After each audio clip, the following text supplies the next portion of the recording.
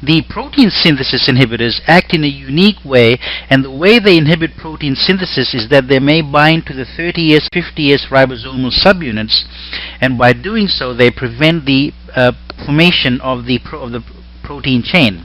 Specifically, they may either inhibit transfer RNA, peptidyl transferase, and essentially what happens is that they either prevent the incorporation of amino acids into the chain or prevent elongation of the chain.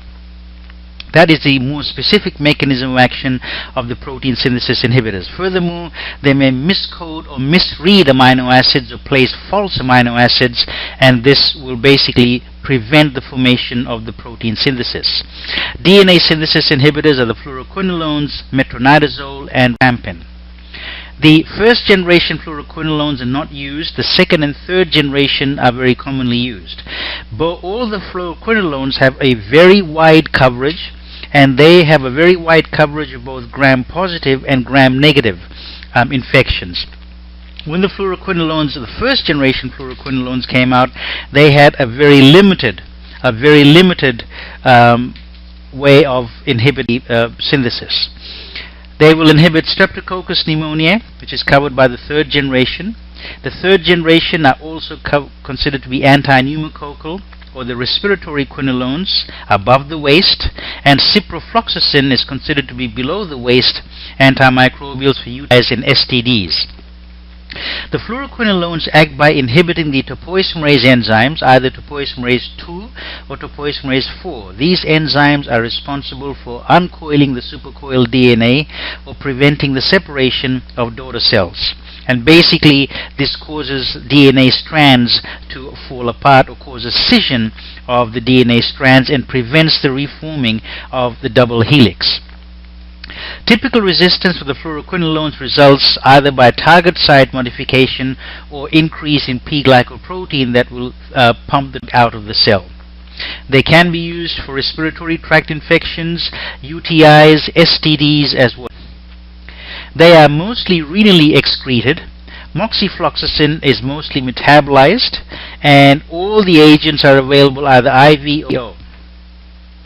The problem with fluoroquinolones and why they should be avoided in children and in geriatric patients is basically tendinitis is the biggest problem. They prevent the incorporation of elastin. They will prevent cellular replication, and therefore tendinitis may happen.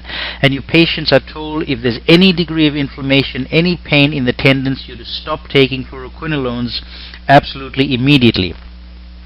They will, apart from that, cause cartilage damage and CNS effects.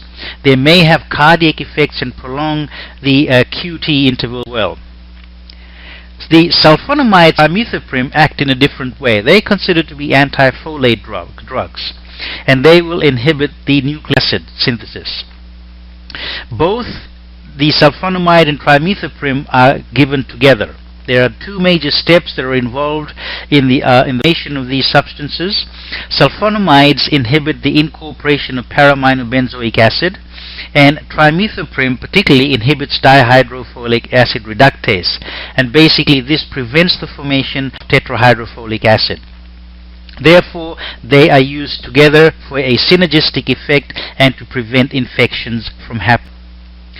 Resistance is high except with some lesser gram negatives, and this usually happens due to altered target site or usually an excessive production of para-aminobenzoic acid. They are used primarily for UTIs and conjunctivitis and also diarrhea. Allergies may happen. Patients may develop urticaria to anaphylaxis. If it's a sulfur component, it will be a problem, and also rashes. Nausea, vomiting, and diarrhea may happen. Hemolytic anemia and leukopenia may happen. The TMP component may actually also cause hyperkalemia, and it may also